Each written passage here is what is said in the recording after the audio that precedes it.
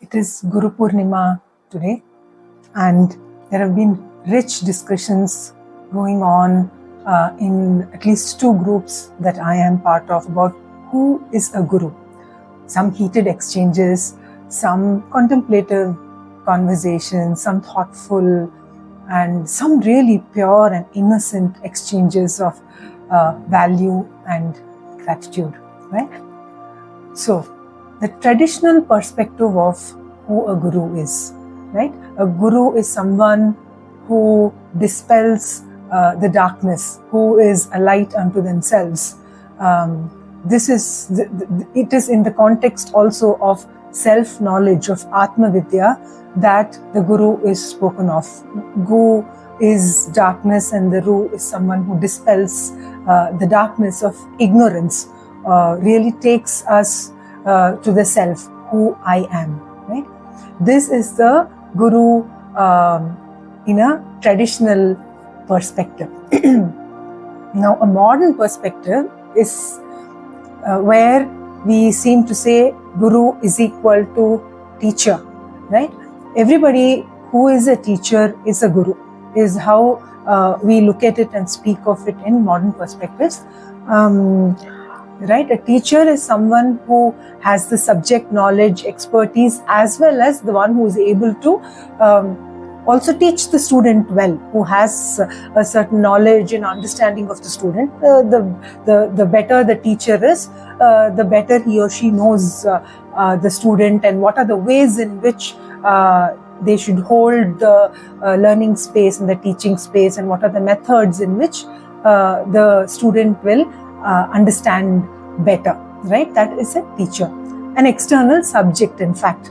But a guru is someone where the subject matter is the self, where you're going nearer and closer to yourself, and the guru is somebody who facilitates that, and hence who is also being and leading that kind of a life, who is also looking at themselves constantly, who is also in that. In fact, a guru is someone who is that light at some level. This is how traditionally at least we would look at it.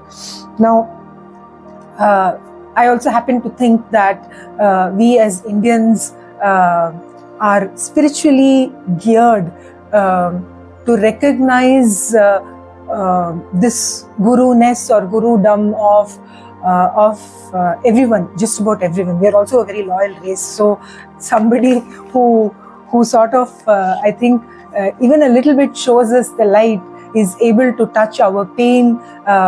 We are very quick and we are ready to see the light in them. Nothing. It's actually very, very nice. It's. I think it's a very beautiful quality that we have to recognize these qualities of a guru, who is guru-like perhaps, who is something like a life teacher, because somebody who is a guru is also like a life teacher, right?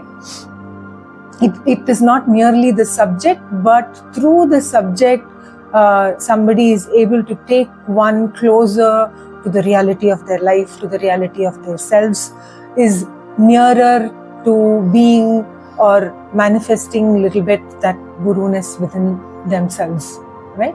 That is the deeper sort of way in which we can look at this whole idea of a teacher being a guru, perhaps.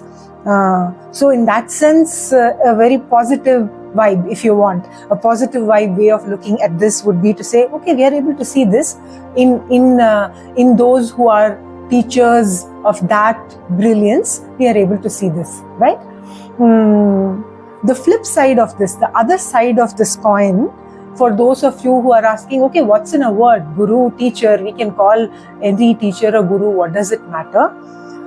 We can answer this for days and days, and there are enough answers out there, but very briefly, the problem is the entire universe and culture of meanings and associations that we bring in with words like this. In fact, every other word, but specifically very, very strong, powerful words like this.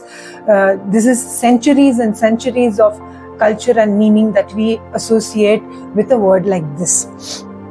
So one person in a group is saying that a teacher, my guru is somebody who's been just selflessly giving and giving and giving all the time without expecting anything in return. Another is saying this guru is the guiding light for me, who has shown me the path. The only sort of person who has shown me the path.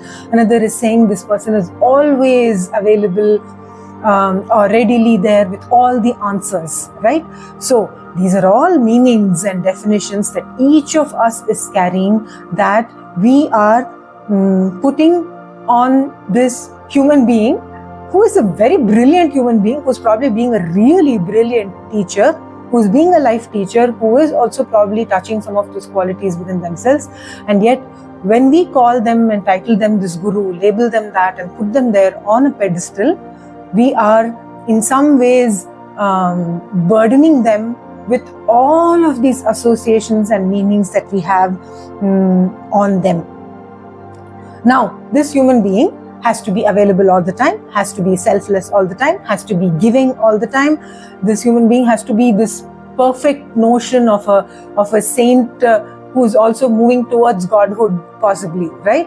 And all of this human being has to do. God forbid that this human being does any unguru-like things, and we would be very, very quick to grab the pedestal or anything that we've put them on from under their feet. This is what will happen. And we see this happening all the time, again and again, when we label and slap these kind of titles on human beings.